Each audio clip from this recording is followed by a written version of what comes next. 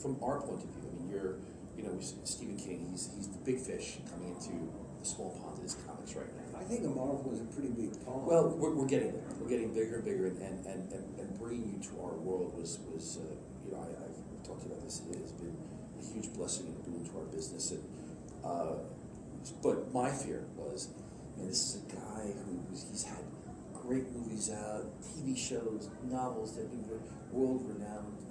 It's Success Awards and you name it, and arguably one of the most recognizable figures in world culture, not just American.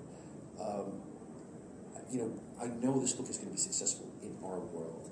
Mm-hmm. How is he going to proceed? Because to me, I was just wondering, is it going to be?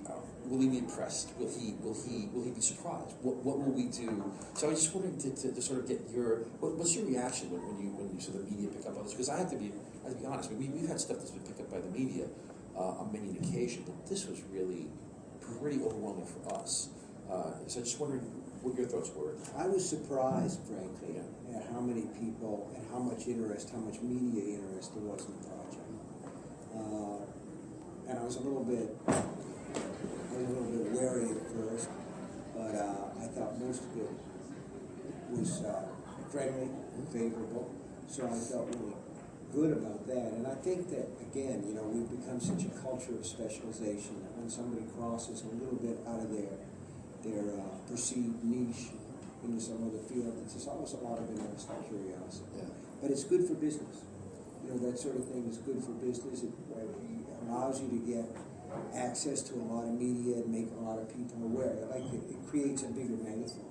Yeah. So you can shout at people and tell them. And when I came into it, I didn't know what to expect, because I think of Marvel as a publishing company, and a successful one and a big one that has a pretty clear way of doing things.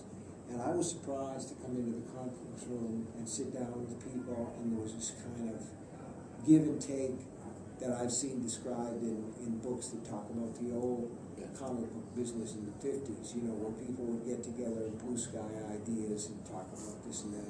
The Michael Chabon book, Cavalier Clay, yeah. that kind of camaraderie, and that's what I felt.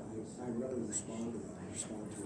I'm glad that was the case, because that coming from the outside in, I mean, I was a freelancer for the bulk of my 17 years in the comics industry. I've only been editor-in-chief about 6 years, but Marvel, there was a certain reputation about the way that sort of creative was handled for many years. So one of our focuses as we sort of took over the new management group and things was, we have to make this a creative shop again.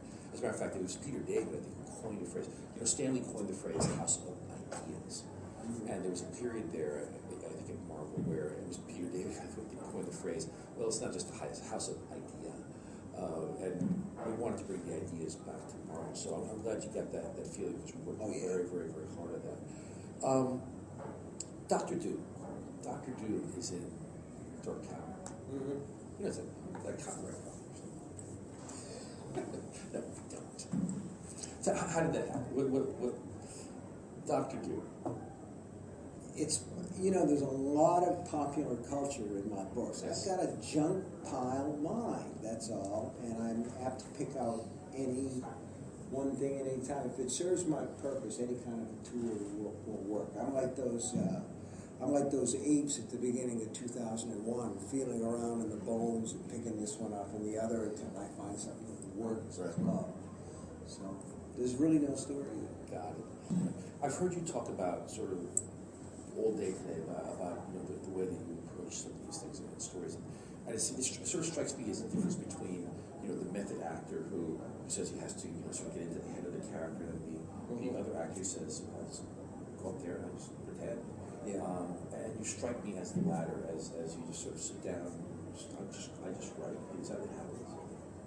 Yeah, it's a combination of the two. I mean, there is a degree of sort of fierce discipline about it, in the sense that you get an idea, the idea is fun, and then when you're working on a project, particularly if it's a long project, Dark Tower was the longest, because it went on for years, but you have some days where it feels like it's a real slog and it feels like real work, and then you'll have periods where everything is a blast, you'll feel like you're just having the most fun. And I'm sure that you've had this feeling, and other people who work in our medium, the creative medium, where you have days where you say, I can't believe they pay me to do this. And then I have other days where I'm saying to myself, they can't pay me enough to do this. I'm only doing it, to maintain my own standards, and to push ahead. So I've had both kind of days. But at the bottom, you say to yourself, look, I have this much lifespan here. It's a little life in the great scheme of things. And I choose to do this, or either that or you say, God chose it for me, because this is what I'm good at. So if this is what I'm good at, I'm going to do the best job that I possibly can. And it's true, I'm more of an intuitive writer than a plan writer. I don't understand people who plot. I don't get plot at all. But here's the thing, if you write a story, like The Dark Tower, at some point you have to say, why am I spending all this time? If it's not for a paycheck, and I'm sure that there are writers who write for a paycheck, and some of them do it because they need to pay the rent, and some of them do it because there's never enough money, or they do it for the cachet, or whatever reason it happens to be. But one of the reasons that you do it, I think, that a lot of people do it, and that I do it, is I tell these stories because for some reason, for some period of time, they were important to me. So that you sit down and you say to yourself, what's this about? Why was this important to me? And then you start to organize the elements around the answers to those questions about why it's important. And in a sense, that's one of the things that excites me about the modern comic. At some point, Spider-Man stood up and became three-dimensional and started to cast a shadow because somebody started to say, why are we doing this? What is the point of these guys in tights and colored things and masks and that secret identity? And what does it do to a person's life to keep a secret, a long-term secret? Why do you want to do this and the rest of it, So those questions started to be reflected in the comics. And you see, that's when there started to be this whole sea change in the way the comics work. And it's a big deal. To me, it's a big deal. It's like if DC had come to me in the old days when they were doing these things and said, we want to adapt The Dark Tower or something, I would have said, go peddle your papers. I have no interest. But this is a different world. Yeah, it is. Just two quick questions because I know we're running out of time. Yeah. Do you know the ending of your story before you start it? Or is it just... Almost, a lot of times, you know what, I'll think I do, and it won't turn out to be that way. My feeling has always been, and this is probably superstitious, that stories are pre-existing things, that you were meant to dig this particular story out. So I think of it as like a fossil in the ground. And the other thing is you're always going to come up with a good story if you remain true to your characters. So they're fossils in the ground. You just happen to be one of the best archaeologists out there. You got to try to get it out without breaking too much of it. Right, exactly. One last question, because I know that there'll be a lot of people of all ages and walks of life watching this and listening to it. Just wanted to ask you about your upbringing. Probably ones with computers. Computers, yes.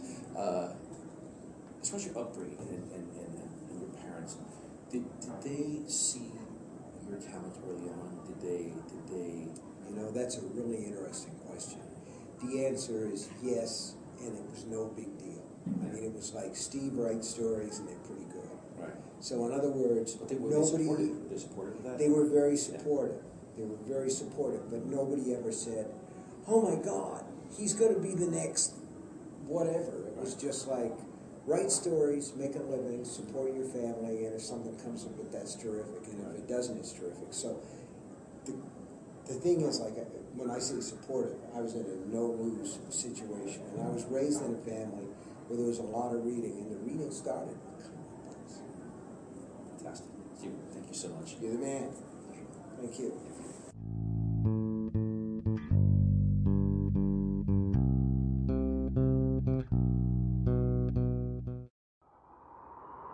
Marvel, your universe.